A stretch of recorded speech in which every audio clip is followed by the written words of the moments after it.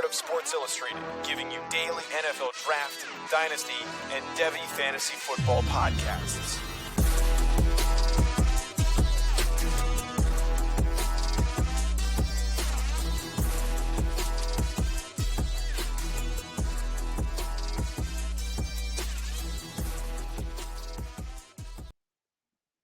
Class is in session. Welcome into the Devy seminar presented by Sports Illustrated's NFL Draft Bible Podcast Network. I'm your host, Matt Hicks, the FF Educator, joined as always by my co-host, John Lobb, the Gridiron Scholar. And on this episode, we are wrapping up our college fantasy football preview series. We've done the quarterbacks, we've done the running backs, we've done the wide receivers. And today we're bringing you our top 12, just 12. We're not going to make you listen to 24 tight ends. We're going to give you our top 12 tight ends.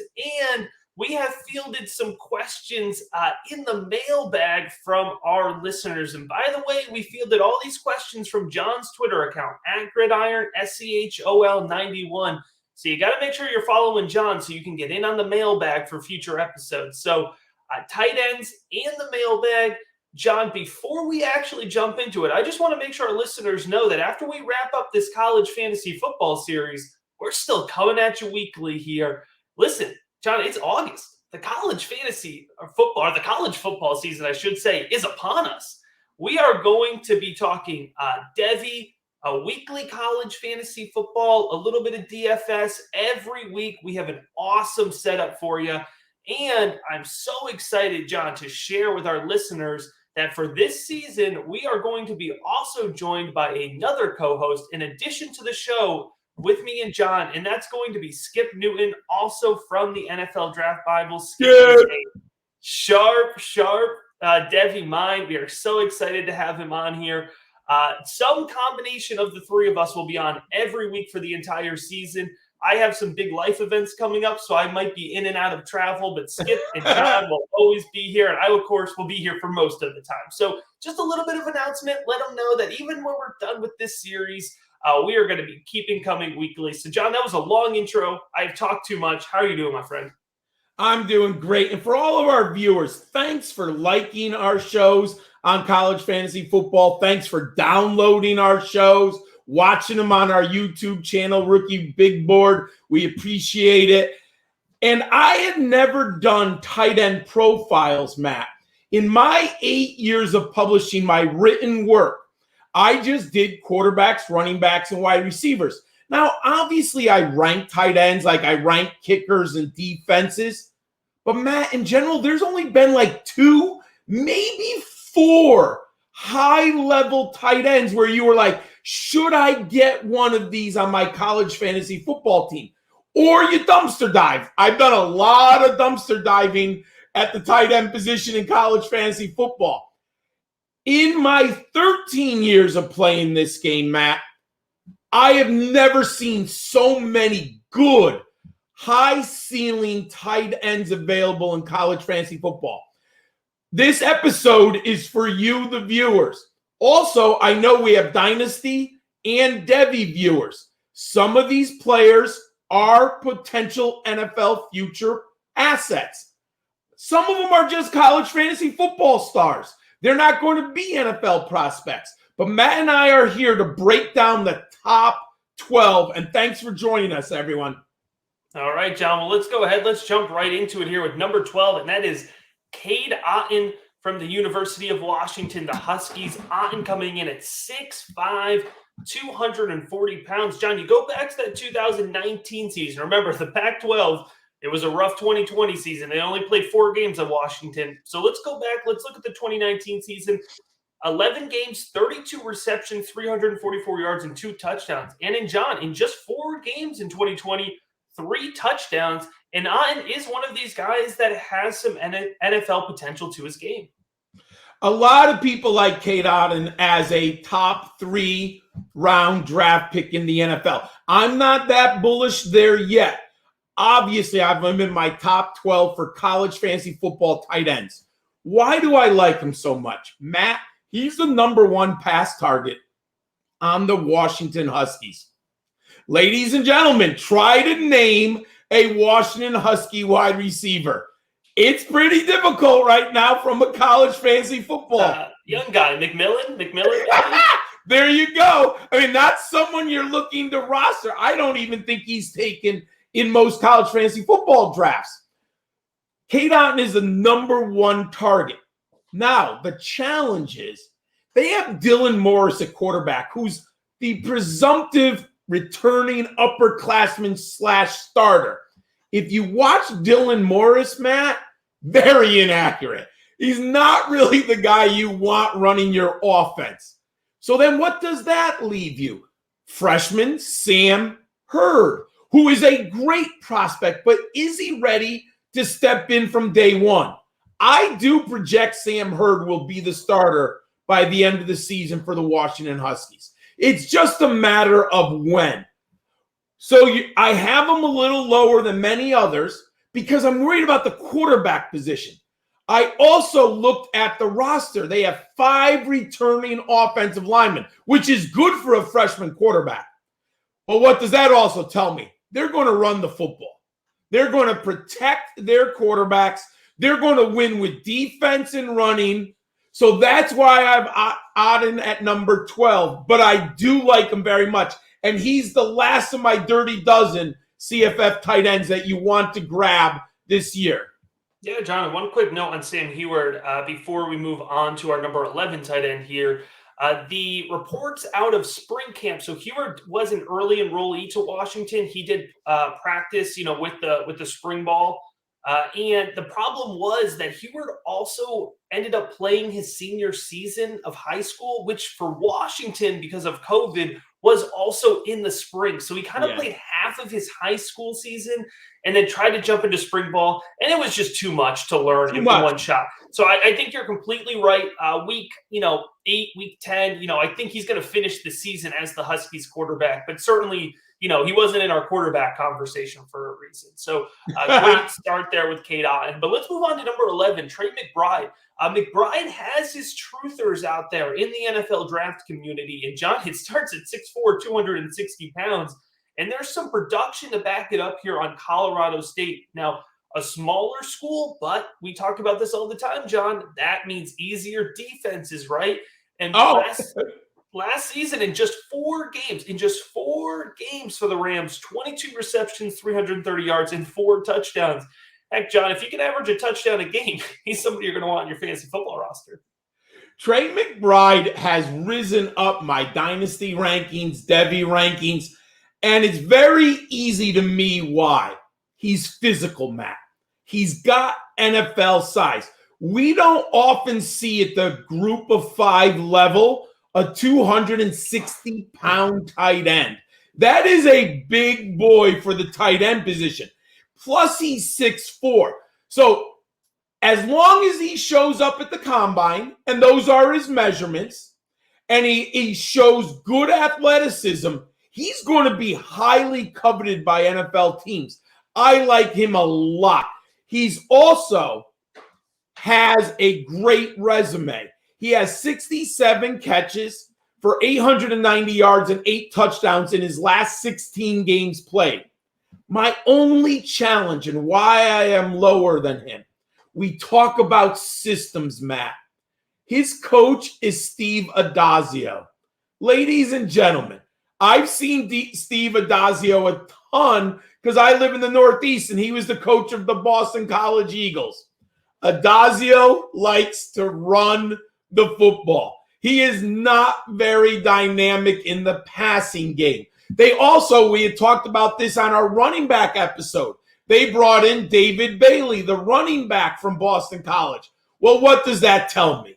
Adazio's sending up signals that tell us I'm going to run the football at Colorado State, which to me limits Trey McBride's upside. He's not going to be peppered with that 10 to 12 targets weekly, even though if he was in a more wide open offense, he might be that type of player, but not in a Steve Adazio system, my friend. John, number 10 is an interesting one, and certainly somebody at the top of the minds of any folks draft Devy, college football fan. and that's Alabama's Jaleel Billingsley. And I know we're going to get into him a little bit more in the mailbag, but certainly an interesting player here, 6'4", 230, a little bit more of your athletic hybrid pass-catching type tight end. And, certainly not the feature of Alabama's offense last year. He came on a little bit later, but when he got on the field, John, there's reason to be excited.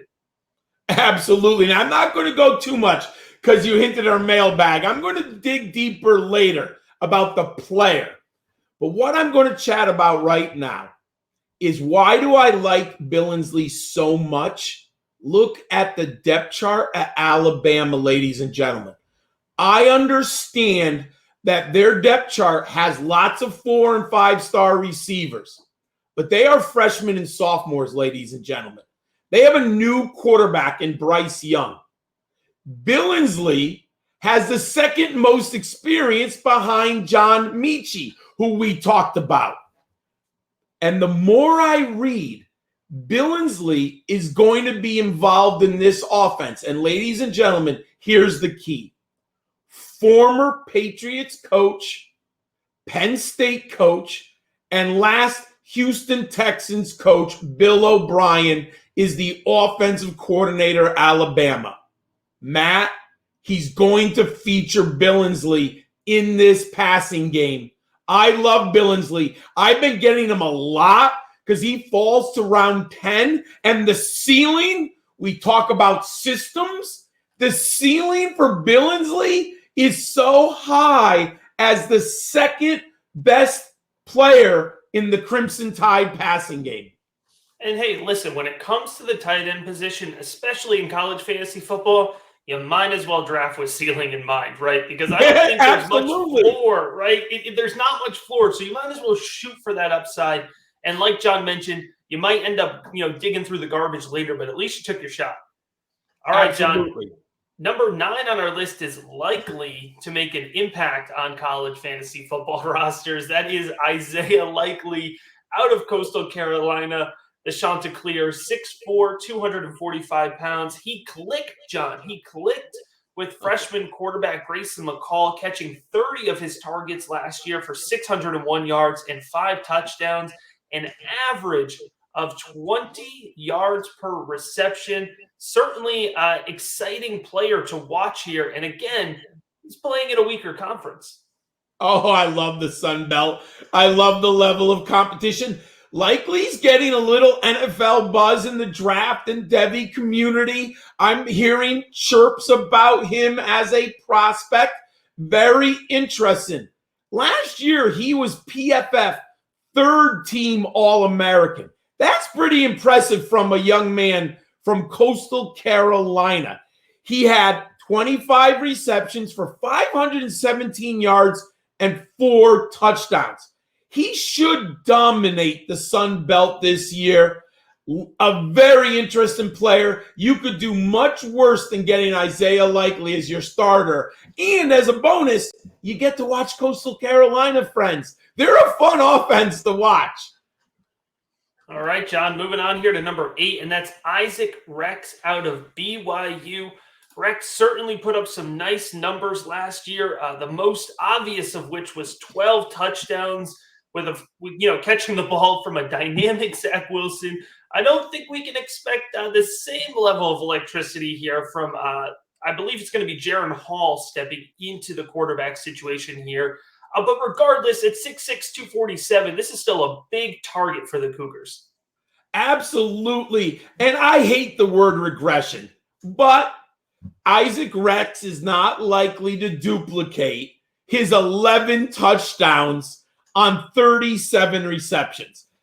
Matt mentioned it. He had a dynamic Zach Wilson throwing the football. And as the season progressed, Isaac Rex got better and better. Also, defenses began to double and focus on those outside receivers that they had in Dax Milne and Gunnar Romney at BYU. So Rex was able to take advantage of one-on-one opportunities in the middle of the field, and with his size and his height, he dominated. However, I think he'll catch more receptions. He'll have more yards. He won't score 11 touchdowns again. I don't believe that. But I will take this young man based on talent. And Matt, he popped when I was basically scouting Zach Wilson by week 5 of last year. Every time I'm watching the Cougars, Isaac Rex is scoring a touchdown. I've got to think that the Cougars' offensive staff is smart enough to get him peppered with targets. It's just a matter of, will the quarterback play be efficient enough? That's the question, but I think they'll be okay at BYU with their quarterbacks.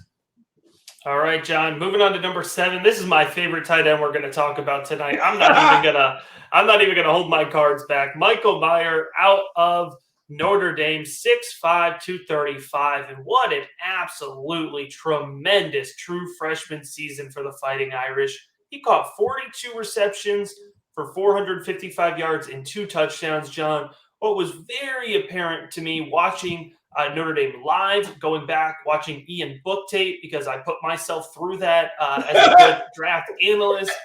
And, coming back and even watching Kyron Williams tape, which was much more enjoyable, getting ready for this season, it was clear the focus to get Michael Meyer, this true freshman, involved in the offense. It's encouraging, John. I would not be surprised if he ends up leading this team in targets this upcoming season. And, of course, Notre Dame has the incoming transfer, Jack Cohn from Wisconsin, who I think we should expect is going to start off as the quarterback here for this year, which I know a lot of folks aren't excited about. He's not the most dynamic guy, but go back to 2019. He completed 69% of his passes. And a quarterback that's not super dynamic, but wants to rely on that high completion percentage, John, who is he targeting? His tight end. And if you go there and you look at the numbers from that 2019 season, Kuithe Cephas led the team with 59 receptions, and then number 2 on that team was Jake Ferguson with 33 receptions.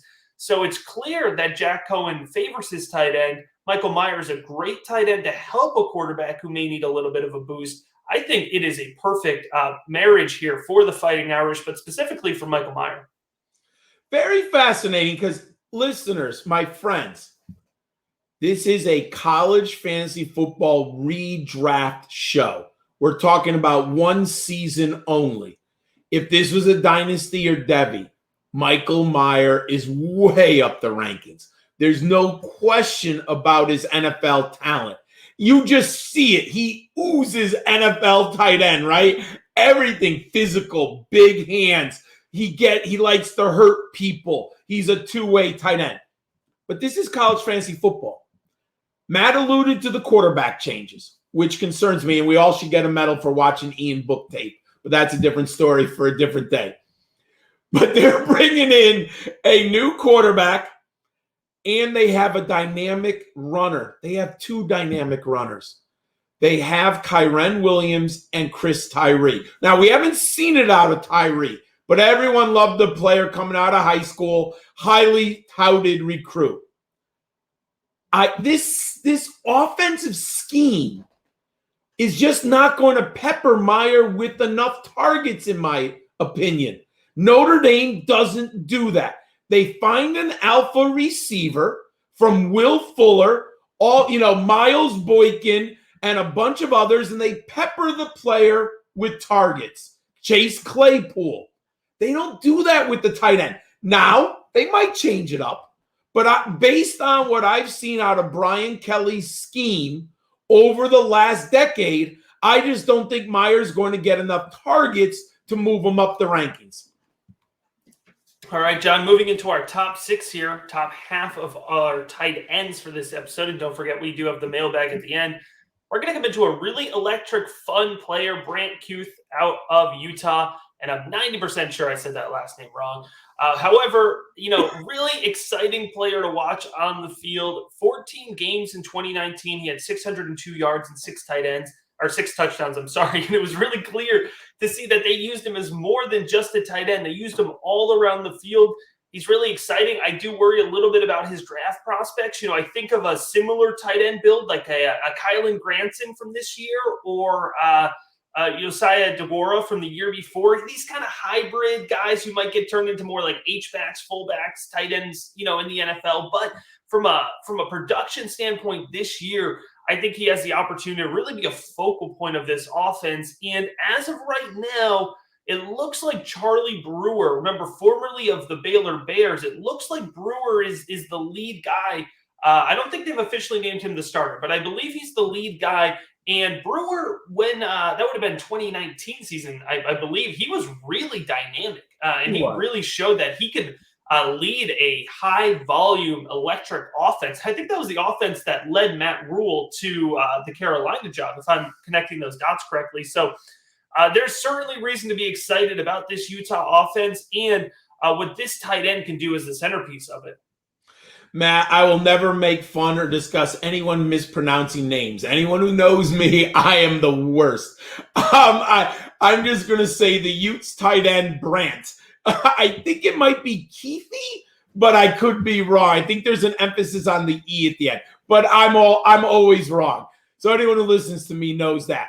Very fascinating player. This is one of the most interesting stats in college fantasy football. Over the last 2 years, Matt, he has carried the ball 12 times for 152 yards, scored 3 touchdowns. So that's kind of what Matt was alluding to about his dynamic athletic ability and where does he fit? Does he fit in the NFL? He looks like an H-back from the 80s. He looks like he would have been perfect in Joe Gibbs' system with the H-back in that power eye where they're slamming him down and he's running down the field. In the modern NFL, we don't have too many H-backs anymore. But this is college fantasy football. Brant Kuithe is the Utes' best pass catcher. If you look at the depth chart, I don't like their wide receivers. Their quarterback is, Charlie Brewer, and that's right, he should start. If Charlie Brewer wins that job, he is dynamic enough to get the ball into Kuithe's hands. I like him here. He might lead the Utes in targets. That's why I have him at number 6. All right, John. Sean Dykes out of Memphis. More of a wide receiver tight end hybrid here with Dykes. 6'2", 224. But he was second in receptions for the Memphis Tigers in 2020. 47 receptions for 581 yards. Also second on the team with touchdowns. By the way, if you're wondering who led the team in receptions, yards, and touchdowns, you just got to go back and listen to our wide receiver episode, and you'll know the answer to that. But back to Dykes here, we talked a lot. I like Grant Gunnell, the incoming transfer quarterback. I think he can really sling the ball. And so I think this is a really good situation for Dykes. It is a great situation for Sean Dykes.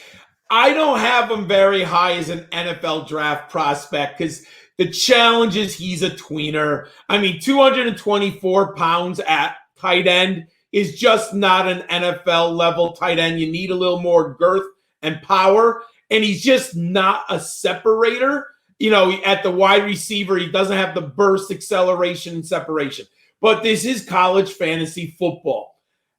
I'm also very old. When I saw the name Dykes, I was like, whoa, wait a second. He's the nephew of Hartley Dykes. And ladies and gentlemen, I'm so old. When Hartley Dykes, he played with Barry Sanders at Oklahoma State. And I remember they used to make it onto ESPN just a couple times. They had such a dynamic offense. Of course, you have Barry Sanders, right? So he played on that team. He was a first-round pick by the New England Patriots. His uncle never made it. And ladies and gentlemen, if you're not old enough, the Patriots used to stink. Them and the Jets were terrible. So he makes it as a first-round pick, doesn't become an NFL star. But this is college fantasy football. Sean Dykes has some of his uncle's skill set. He just isn't an NFL level prospect in my book. But we talk about systems, Matt.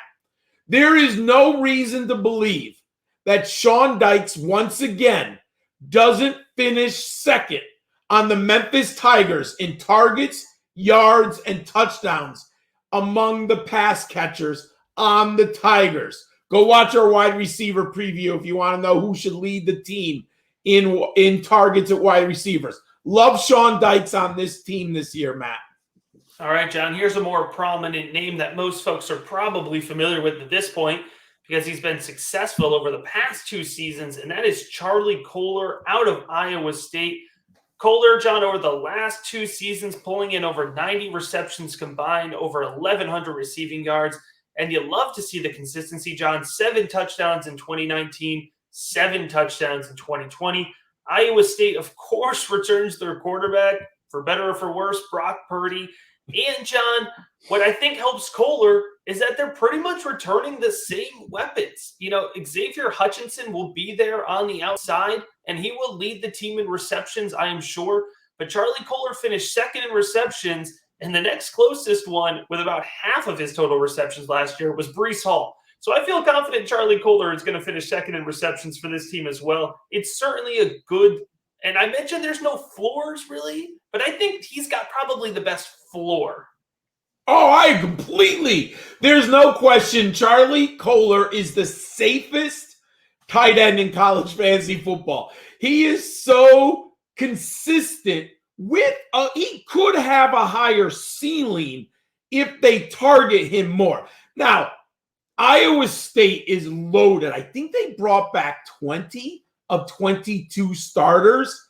I mean, what Matt Campbell has put into place, like he got all of this great talent to return.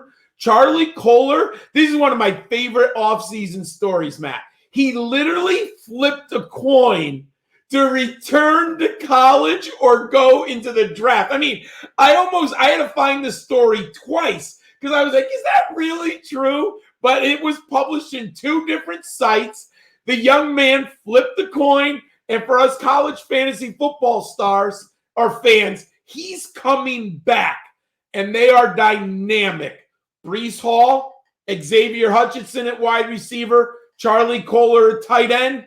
Brock Purdy's good enough. He's going to spread the ball around. Love Charlie Kohler this year. Yeah, hopefully, John, all those returning starters could help Iowa State make a run at winning the Big 8 title. All right, moving on. Oh, all right. Number 3.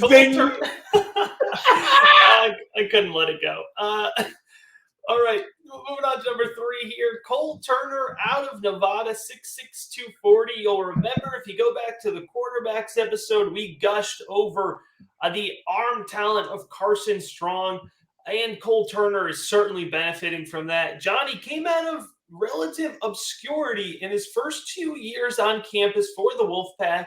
He was at the wide receiver position. In 2020, he converts to tight end, and that was the formula for success. 49 receptions, 605 yards, and John, 9 touchdowns, 1 per game for Nevada. It's definitely an exciting time to be a Cole Turner truther. Oh, there are some Cole Turner truthers out there in the college fantasy football universe. He's the first tight end in almost every draft that I've done. Other people are higher on him than I am. And we'll talk about my top 2 in a moment. But I do like Cole Turner very much. 6'6", 240.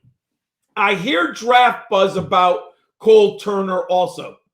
I would like to see him a little bit at 250. Can he get to the combine? Can he gain a little bit more? When you watch him at Nevada, he's a big receiver.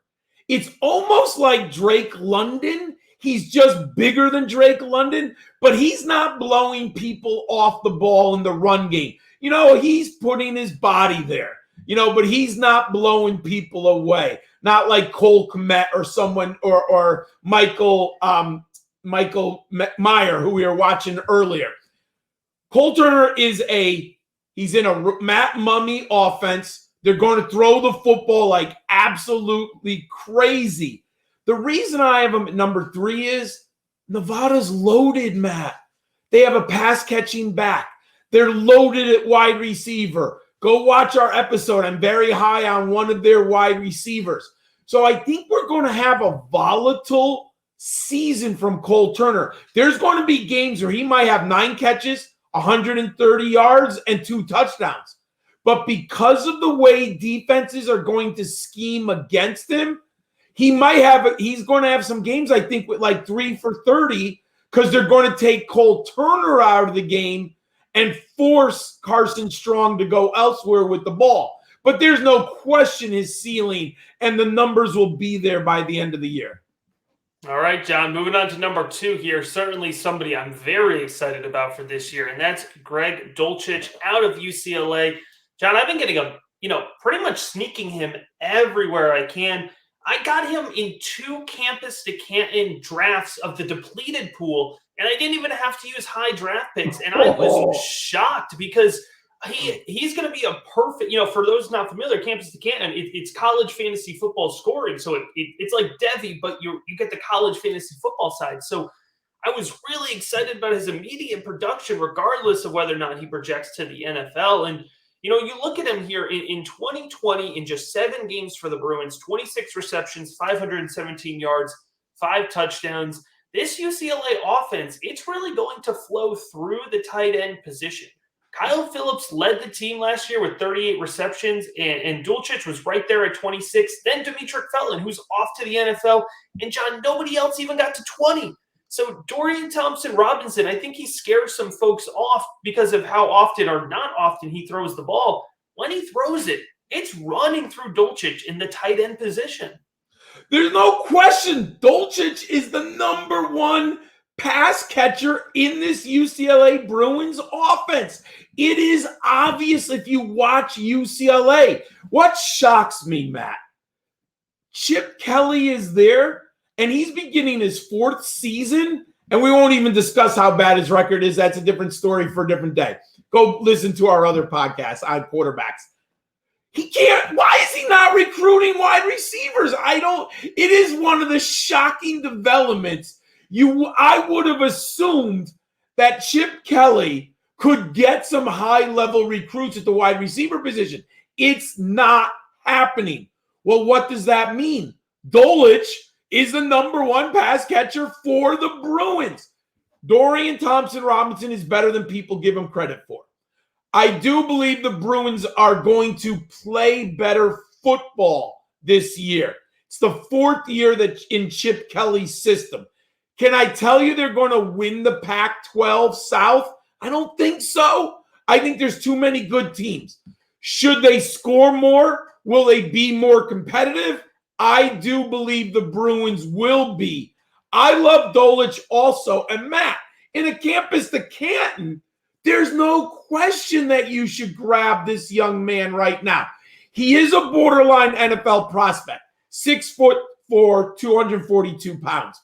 Also, Matt, I've talked about this before. Draft experts, NFL fans love narratives. Dolich is a walk-on. The scouting community is not going to rank a walk-on until he's done it for 2 or more seasons.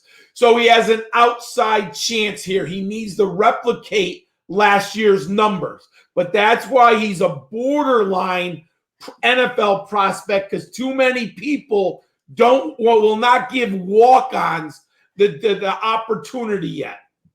Yeah, absolutely, John. All right, moving on here to our final guy, our number 1 on the list, 6'5", 265 pounds. That is, of course, out of Texas A&M, Jalen Wydemyer.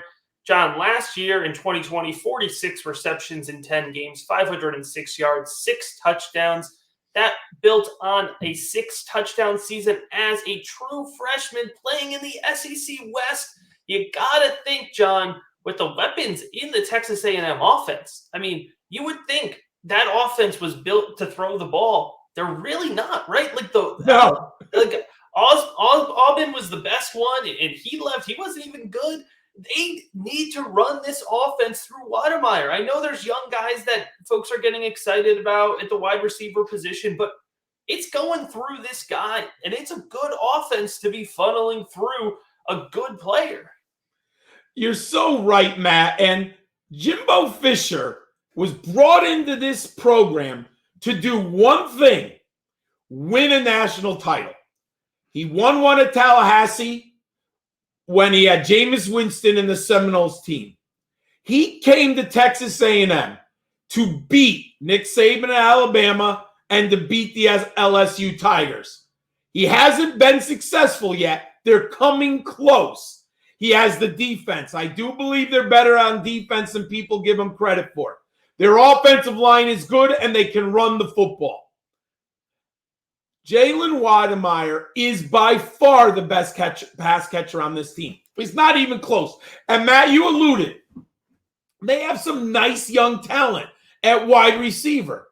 But if you watch this team and you watch Texas A&M and you were scouting Kellen Mond like we were and Isaiah Spiller, and you just watched the Aggies football, Jalen Wydemyer is unbelievable. Matt, as soon as I saw him, images of Kuithe Jackson for the old Oklahoma Sooners in the 1980s. Ladies and gentlemen, if you lived in the 1980s and you watched that Miami, Nebraska, and Oklahoma football, when Kuithe Jackson chose Oklahoma, you're like, he's going to triple option offense. They never throw the football, and Kuithe Jackson was unfreaking believable for the Oklahoma Sooners. Like, you could see it from the moment you watched him play football. Jeremy Shockey, when he played at the Miami Hurricanes, and we won't discuss NFL, but when you saw Jeremy Shockey with the Hurricanes, you just said immediately, oh my God, this young man is an NFL-level tight end. Just dominated. When I watched Wydemyer the last 2 years, Matt, that's all I can say. You watch him, he dominates people. He is so athletic. He's so big. He's a good route runner. He's physical. He's an SEC tight end. And he's in an offense with Hayes King, most likely, a young quarterback, inexperienced. Where's he going to go, Hayes King? He's going to go to the running game, the running backs, Ainias Smith, and Jalen Wydemyer. Love him this year, folks. All right, John.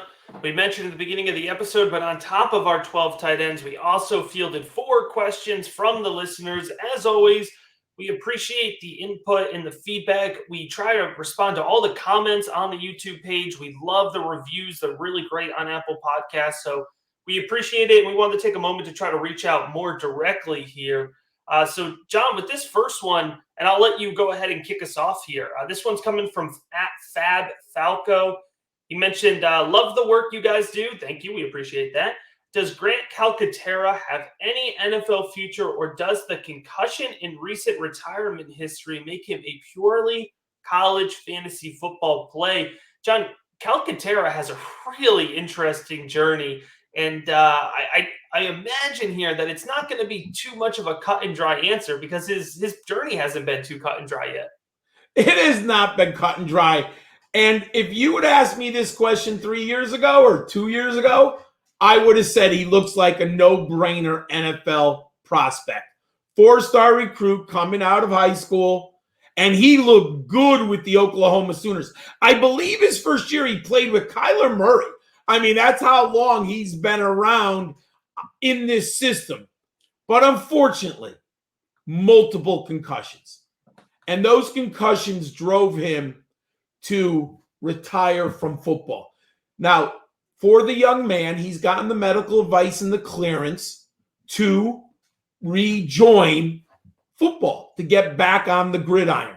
He's at SMU. For those who don't know, he transferred to SMU, which lost Kylan Grayland, who's now playing well with the Colts. Great information come out of Colts camp, even though now we lost a quarterback, different story.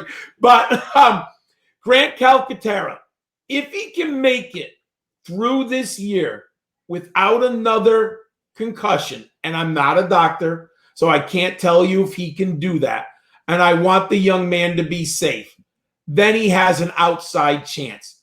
But Matt, the challenge of overcoming multiple concussions and being able to make it as an NFL player, it's a very big hill to climb. I like him as a second tight end in college fantasy football. Right now, because of his medical history, I don't really have him very highly in my Devy or Dynasty rankings. Yeah, John, it's a great point. Some interesting nuggets there. Calcaterra, actually, John, He's been there so long. He played with Baker Mayfield at Oh my God! his first season. Now, his main season, his breakout season was the 2018 with Kyler Murray. But he was on the field. He was a true freshman. Played 5 games in 2017 with Baker Mayfield. An interesting connection here as well, John. He would have overlapped in the locker room at Oklahoma with Tanner Mordecai, who is now the starting quarterback for SMU. So potentially that pre-established relationship could be of some kind of benefit. But I think, one of the things that I've really learned when it comes to evaluating a player for their NFL future is to really embrace and recognize how much caution NFL teams will take with a severe injury history. And in today's game, being one hit away from ending your career, it's likely not a risk an NFL evaluator is going to make. And so it's going to be an uphill battle for Calcaterra. And that's not me, rooting against him. That's not me trying to shut down his narrative. But, it's a lesson that I've learned. You don't want to put your eggs in the basket of somebody with a significant injury, whether that's a head injury, significant lower body injuries, knee injuries, Achilles injuries, right? That's a huge uphill battle through the draft process. And I'm not sure that Calcaterra has the level of talent. I don't mean to, knock him. I don't think he has the level of talent to overcome that significant of a hurdle, but it's fantastic he's back on the field. I cannot wait. John, I love the Ponies offense. And I think Calcaterra is going to be an awesome addition to that. But, if you're a Calcaterra guy or gal or just, fan, enjoy this season. Enjoy him at SMU and just, enjoy it for that. Next question coming in here from 5 Yard College. This is a good question from your friends across the Atlantic. John, we're international. We'd love to see it. I love 5 Yard College. He's in England. Great guy. That's awesome. I spent 6 weeks in England one time. It was a great time spent over there. So definitely a lot of affinity for that. Which players have a significantly higher college fantasy football redraft value than they do in Devy or campus to Canton leagues? And if possible, how do you identify those players? John, we've talked about a lot of guys through our preview series that have significant value. So I think, I would like to give my answer, at least in terms of that last part. How do you identify those players? Because, I think that's maybe the heart of the question there, right? You teach a man to fish, right? And so for me, the first thing I look for, right, when I'm looking for somebody who is just going to give me redraft value for college fantasy football, you got to look to the group of 5, right? You got to look for a player who has a good schedule. And that really helps you. You look for past production. There's a lot. The thing about the group of 5, right, is that a guy can put up 1,200 yards. They could put up 1,000 rushing yards, and they're coming back next season, right? If they do that in the Power 5, they're going to the NFL. Well, guess what? They're coming back for the next season. So with the group of 5 guys, it's especially easy to go back and look up the conference leaders from the year before and start there. And oftentimes those guys still don't have quite enough buzz. So look at strength of schedule, look at past production. And then, hopefully from our conversations here, you've been able to pick up, understanding the systems that teams are playing in is really the key.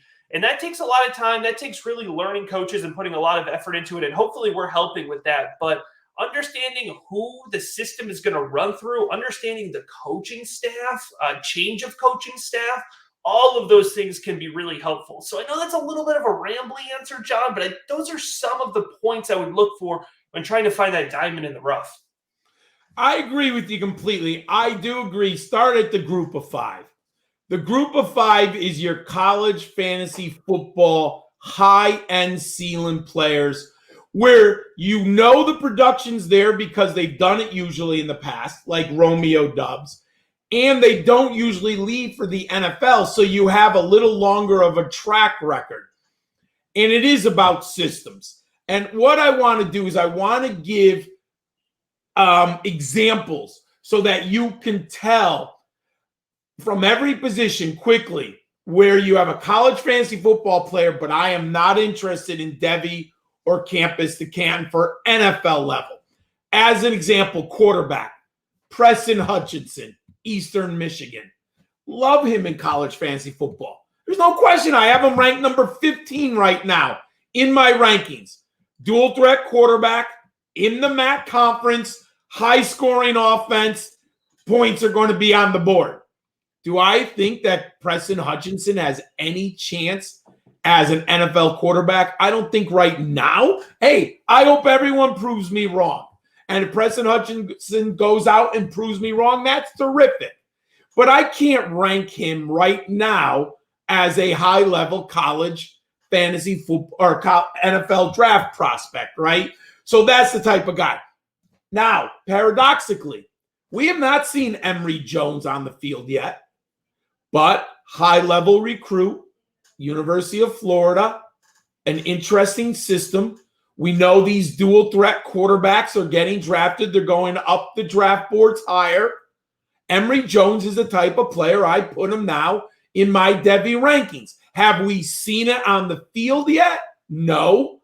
But Power 5, highly recruited, good offensive system, SEC, guess what? From a Devy standpoint, I like him very much. So that's how I would tell the difference. Now, a running back. Let's go to the running back position. I like Deuce Vaughn a lot. He is a Power 5. But, Matt, I think if my memory serves, he's 5'7", 170. I think you might be being generous. That is not – and I'm not trying to be mean. No, that is not NFL. The measurables are important. Yes. I mean, the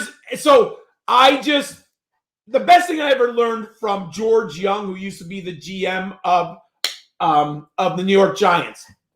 He said one time, if you don't draft size and speed, you're going to end up small and slow. I like Deuce Vaughn. You can't draft him in the NFL and expect him to be a star. College fantasy football? Oh, my God. He's a star, right? There's no question about it. Player like Ronnie Rivers, Group of 5, Fresno State, entering his 5th year. Great college fantasy football. Borderline NFL draft prospect. He's going to be interesting. Does he rise? What does his senior season look like? Or his super season? What does it look like? But then you get a Bijan Robinson, Texas, Power 5, 5-star recruit. Everything there. Size, speed, athleticism. So the Group of 5 and Power 5 is going to tell you a lot.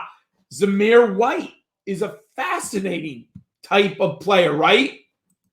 We haven't seen it yet, but he still has one more year to prove it in the SEC. He's at Georgia. If he goes out and has a 1,300-yard season, which is in the realm of outcomes, not likely, but it is in the realm of outcomes, and if he's an SEC back who has 1,300 yards from University of Georgia, he's going in the first 3 rounds, folks. The NFL is going to draft him, and they're going to take him over a Ronnie Rivers. Just the pedigree's there, the program's there, the system's there. Wide receivers. We've mentioned it. Romeo Doubs. And this is what I've had to learn the most. The reality is the Group of 5 receivers have a higher hurdle to climb than the Power 5. I loved Corey Davis as much as anyone coming out of Western Michigan. Size, production, early breakout age. He's had a tough climb in the NFL. He's been good. He's a good player. But remember, he was the 5th pick overall by the Titans. He has not hit his ceiling that we had projected. Very good NFL player, not a great player. As an example, look at DJ Chark. I had him, I think, as my number 11 or 10 prospect coming out. The NFL people liked him a lot more than I did. LSU, Power 5 program, size and speed. Was the production profile there? Not even close. He didn't have a great career at LSU. Now, this was before Joe Brady and Joe Burrow, so I'll give him but who's had a bet? We could debate if Corey Davis or DJ Chark. We'll see if Chark can rebound after a bad year. But with that type of pedigree at the Power 5 level, in the SEC, ladies and gentlemen. And I can't believe I'm saying this after years of studying. I'm becoming a Power 5 snob. And I love the group of 5. I want group of 5 players to succeed. But the reality is the Power 5 has the better athletes. I just heard something, and I won't call anyone out because I don't believe in that.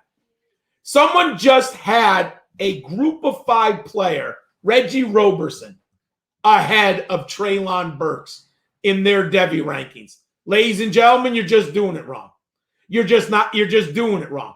I like Reggie Roberson. Matt, I know, likes Reggie Roberson. 2 major injuries. He's playing at SMU. He's undersized. Treylon Burks, a complete monster of a prospect playing in the SEC.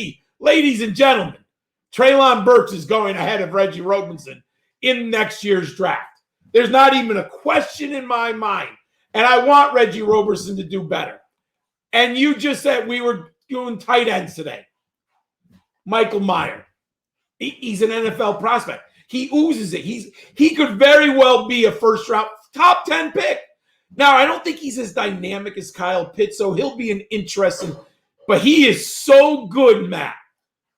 Now, do I believe Isaiah Likely is an NFL prospect right now? No.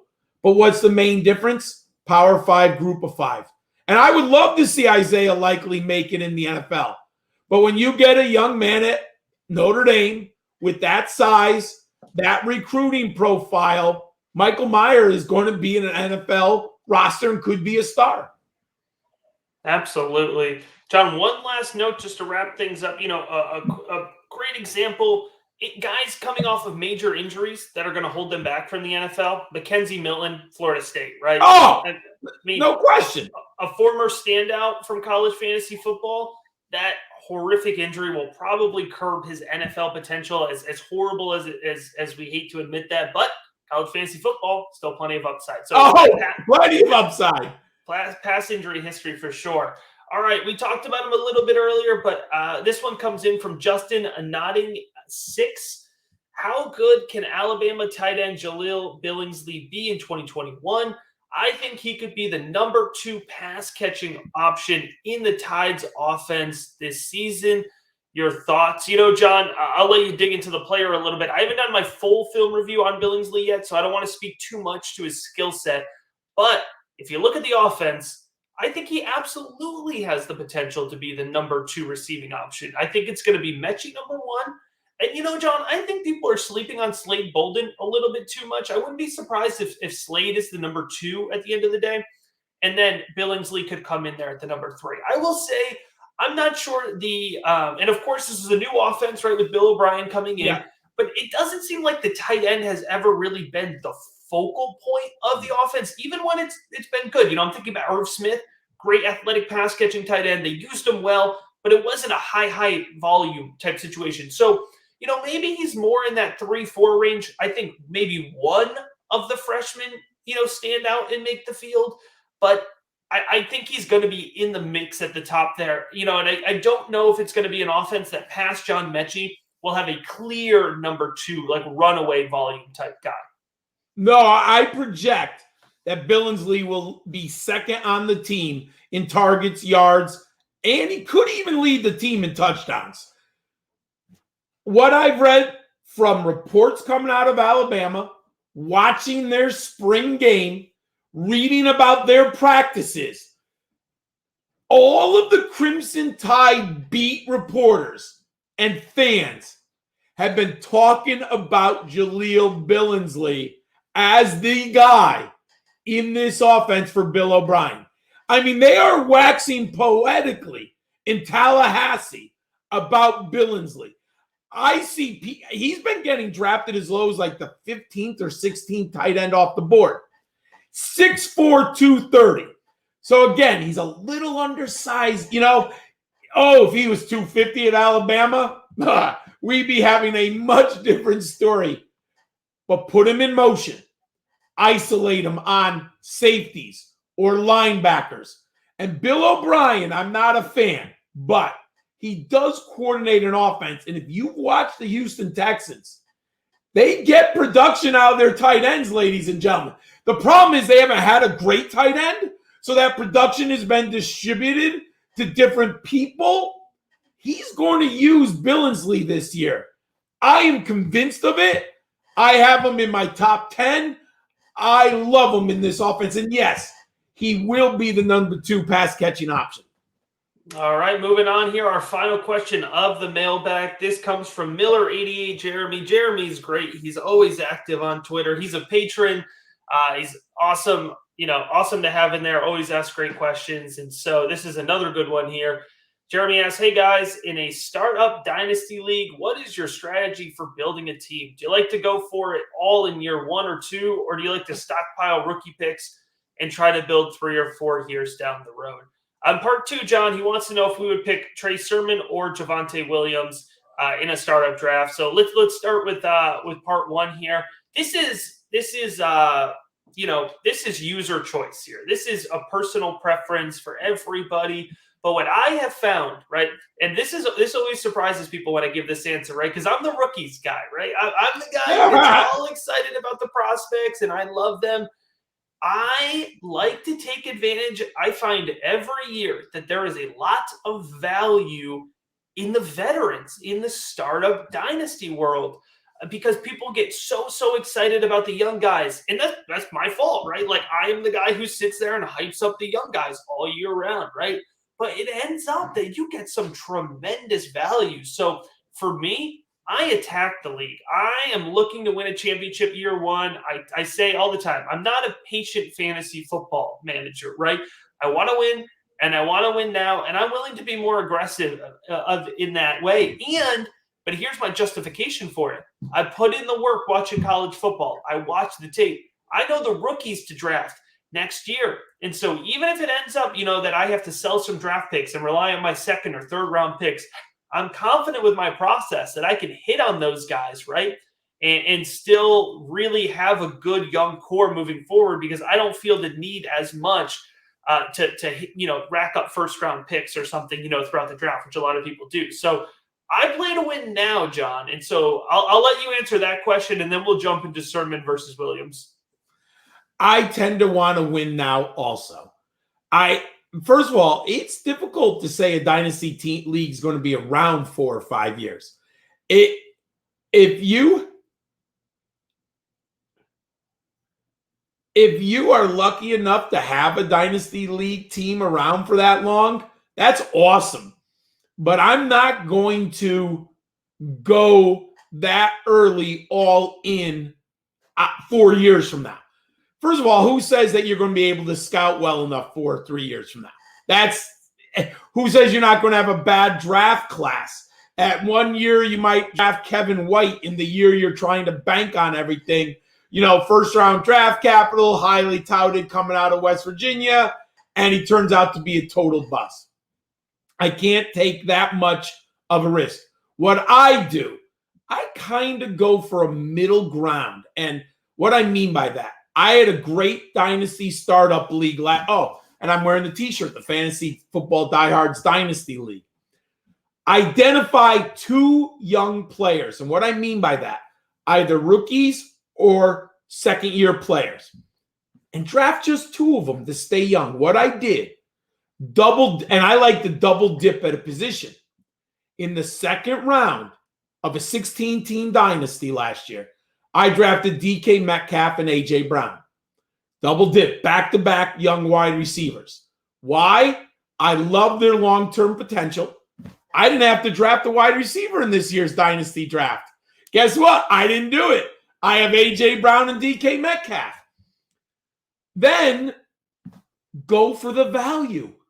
After I drafted those 2 wide receivers, Matt, I'm just soaking up value. People are drafting like Nico Collins, like in the 3rd round of a dynasty draft. I'm not drafting Nico. I'm drafting Adam Thielen, right? Like, I'll take Adam Thielen. I'll soak up all of that Adam Thielen. Why not? I'll soak up Jonnu Smith, excuse me, as a tight end who's someone I can get. I agree with you. So what I like to do, I tell people, identify the 2 young stars and I would recommend it be at the wide receiver position. After you do that, go for your other positions and take the value.